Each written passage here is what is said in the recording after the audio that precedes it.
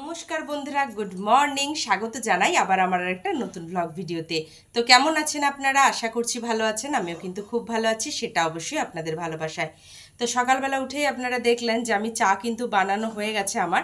তো অনেক সকাল সকালই চা হয়েছে, ওই 6টার মধ্যে মানে চাটা হয়ে গেছে, কারণ স্যার এসেছিলেন পড়াতে, তো ওনাকে চা দেওয়া হয়েছিল। তো ওনাকে চা দেওয়ার জন্য আমি চাটা বানিয়ে নিয়েছিলাম।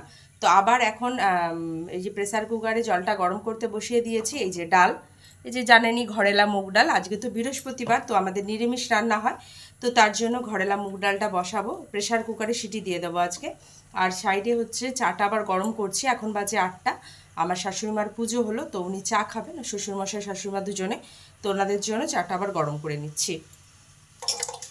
তো আমার পরিবারে কিন্তু অনেক নতুন সদস্য আস্তে আস্তে করে যুক্ত হচ্ছে। আমি তাদের উদ্দেশ্যে আবারও একবার বলবো, আমার ভিডিওগুলো কিন্তু আমার দৈনন্দিন কাজকর্ম নিয়ে, মানে আমি সারাদিন আমার বাড়িতে কি কি কাজকর্ম করি, আমার ছেলের খাওয়া দাওয়া বা আমার ছেলে স্কুল যাচ্ছে, এই সব নিয়েই কিন্তু আমার ভিডিও।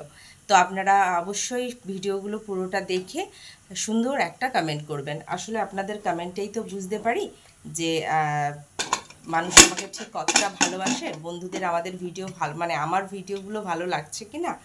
সত্যি কথা বলবো, মানুষের খুব ভালোবাসা পাচ্ছি। আমি এত ভালোবাসা পাবো আমি আশা করিনি, তো এত ভালোবাসা পেয়ে সত্যি আমি কৃতজ্ঞ তো আপনাদের কাছে।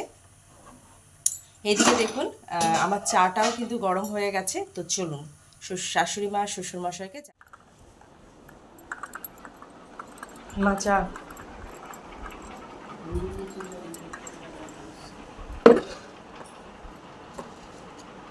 আমার প্রেসার কুকারে কিন্তু ডালের সিটিটাও পড়ে গেছে। তো ভাতের চাল তো তুলে দিয়েছি, এবার আলু সেদ্ধ একটু তুলে দিই। এটা আলুটা হাঁড়িতে তুলে দেওয়ার পর চলুন, কত সুন্দর গোলাপ ফুল ফুটেছে আপনাদেরকে একটু দেখিয়ে আনি। রান্না না হয় পরে এসে হবে।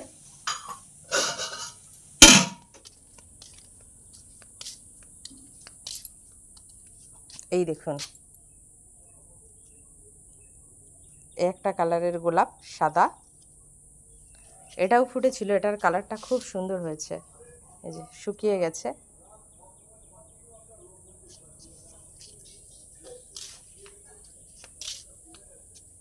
এইটা কতগুলো ফুটেছে দেখুন।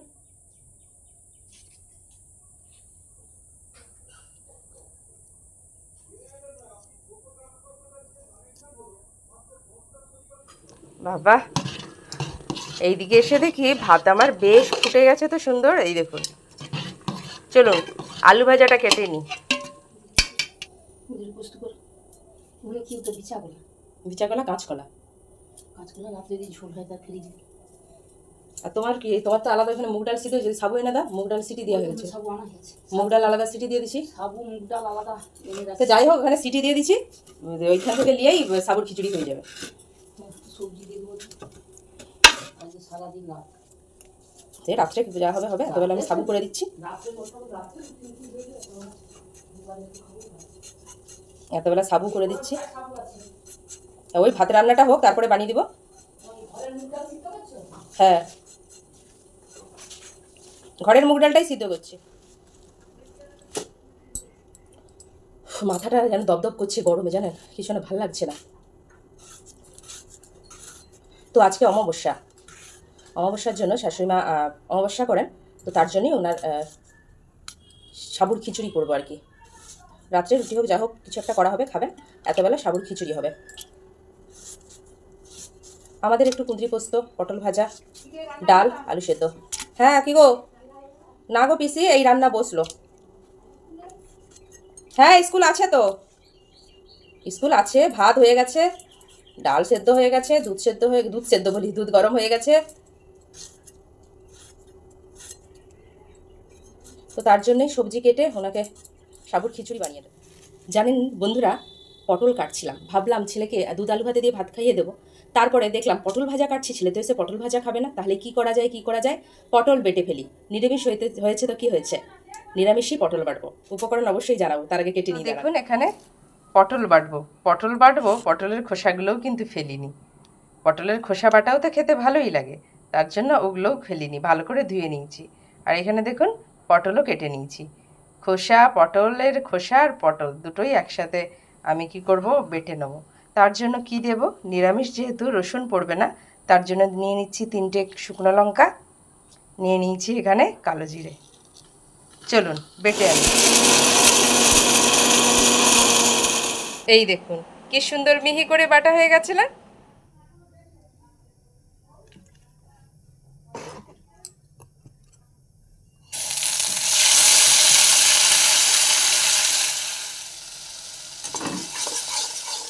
বেশ ভাজা ভাজা হয়ে গেছে, একটু মিষ্টি দিয়ে এবার নামিয়ে নিই। টিফিনের জন্য আলু ভাজাটা তুলে দিয়ে ওকে চলে যাব খাওয়াতে। ওকে খাওয়াতে খাওয়াতে হয়ে যাবে, তারপরে ও একটু বসবে, ততক্ষণ আলু ভাজাটাও ঠান্ডা হয়ে যাবে।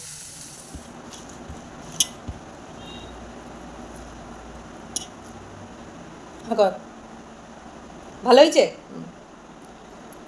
এটা কি বলতো? জানি না। এটা হচ্ছে পটল বাটা। পটল খেতে চাস না ভাজা, তার জন্য আমি বেটে দিচ্ছি। ভালো লাগছে না খেতে? যাবি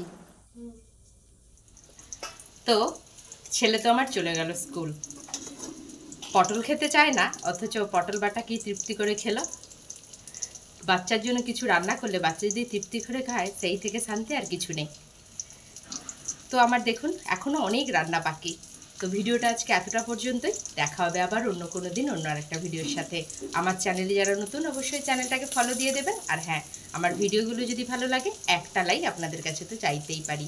আর আপনারা ভালো থাকবেন, সুস্থ থাকবেন। দেখা হবে আবার অন্য কোনো দিন অন্য একটা ভিডিওর সাথে। ততক্ষণের জন্য টাটা।